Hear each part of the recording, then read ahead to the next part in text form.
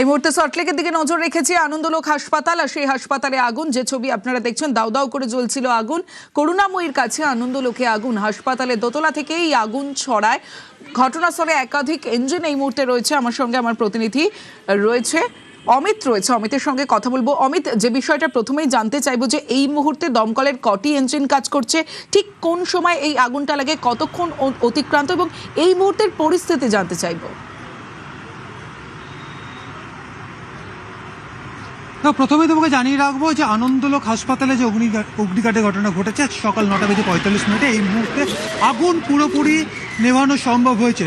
দমকলের 4টি ইঞ্জিন ঘটনাস্থলে আগুন নেভানোর কাজ করে এবং এই মুহূর্তে আমি সার্বিক যে ছবিটা দেখাবো, ক্যামেরা পার্সনকে বলবো যে এই মুহূর্তে আনন্দলোক হাসপাতালের সার্বিক যে ছবি তাতে পুরোপুরি আগুন নেভানো সম্ভব হয়েছে এবং দমকল ইতিমধ্যে দমকল কর্মীরা আগুন নেভানোর কাজ কমপ্লিট করেছে বা শেষ করেছে এবং তারা কিন্তু নিচে নেমে এসছে। ঠিক এই যে আনন্দলোক হাসপাতালের যে দোতলা, আমি একবার ক্যামেরা পার্সনকে বলবো দোতলার দিকে দেখানোর জন্য।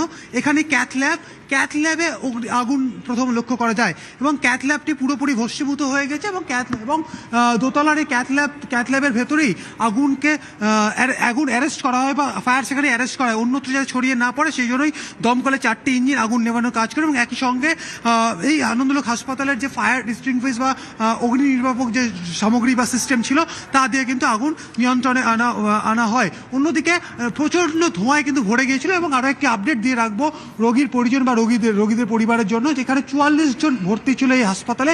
প্রত্যেককেই আনন্দলোক হাসপাতালের অন্য যে ব্রাঞ্চ রয়েছে সেখানে সেফলি সরানো গিয়েছে এবং সেই সময় 3 তলায় ওটি চলছিল, 6 নম্বর ওটি চলছিল। আজ সকাল থেকে 6টি ওটি এখানে হয়েছে এবং সেই যখন আগুন লাগে একদম আগুন লাগার মুহূর্তে সেই সময় কিন্তু 3 তলার ওটিতে একজন পেশেন্টের ওটি যখন সম্পন্ন হয় এবং তারপরেই সেখান থেকে একদম ওটি থেকে অপারেশন থিয়েটার থেকেই তাকে সুষ্ঠুভাবে নামিয়ে এই হাসপাতালে যে অন্য একটি ব্রাঞ্চ রয়েছে সেখান থেকে পাঠানো হয়েছে। এছাড়া সকালে আগে যে 5 জনের ওটি হয়েছিল তাদেরকেও স্থানান্তরিত করা হয়েছে, আইসিইউ রোগীদেরকে অন্যত্র সরানো হয়েছে এবং অন্যান্য যারা পেশেন্ট ছিল তাদেরকে সরানো হয়েছে এবং এই হাসপাতালের তরফে ইতিমধ্যে তুমি দেখাতে বলবে যে এই সময় যে কাচের যে ব্যারিয়ার বা কাঁচ দিয়ে যে ঘেরা ছিল, কাঁচ দিয়ে ঘেরা থাকার কারণে ভেতরটি কিন্তু একদম ধোঁয়ায় ভরে গিয়েছিল। তার ফলে সাময়িকভাবে একটা আতঙ্ক বা প্যানিক তৈরি হয়েছিল। আগুন থেকে প্যানিক তৈরি হয়, ধোঁয়ায় পুরোটা ভরে যায় এবং ধোঁয়া এভাকিউট করতে বা ধোঁয়া বার করার ক্ষেত্রে দমকল কর্মীরা প্রথমেই এই সমস্ত কাঁচ কিন্তু ভেঙে ফেলে এবং কাঁচ ভাঙা শুধু নয়, কাঁচ ভেঙে ফেলার পাশাপাশি যেখানে আগুনের উৎসস্থল, অর্থাৎ ঠিক আমি ক্যামেরা পার্সনকে আরো একবার আমার কাছে ডাকবো, ডেকে একবার বলবো, ক্যামেরা পার্সনকে ডেকে বলবো যে এই আমি সেই আঙুল দিয়ে দেখাচ্ছি এই যে অংশটা যেটা দেখাতে বলছি ক্যামেরা পার্সনকে, এইখানেই ছিল হচ্ছে দোতলায় ক্যাথ ল্যাবের ভেতরে কিন্তু আগুন হয়। প্রাথমিকভাবে মনে করা হচ্ছে এটি ইলেকট্রনিক ডিভাইস বা এসি থেকে হয়তো অগ্নিসংযোগ ঘটনা ঘটে। পুরোটা এবার তদন্ত করে দেখা হবে। তবে এই মুহূর্তে যে পুরো দেখাবো, যে এই মুহূর্তে ভেতরের অংশ দেখাবো যে আগুন পুরোপুরি নেভানো সম্ভব হয়েছে।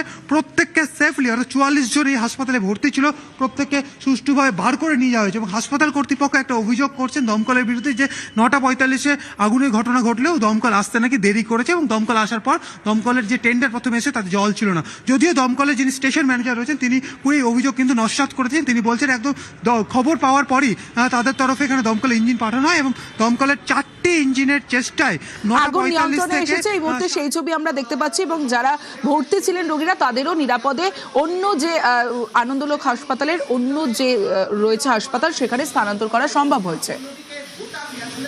রিজন অফ আগুন এখন স্পষ্ট নেই, কিন্তু কিছু লোক ডিটেক্ট করে তারপরে ইস্ট থানার পুলিশ এখানে এসে ফায়ার ব্রিগেড আর সবাইকে ইনফর্ম করে, আর এখানে আগুন যে আছে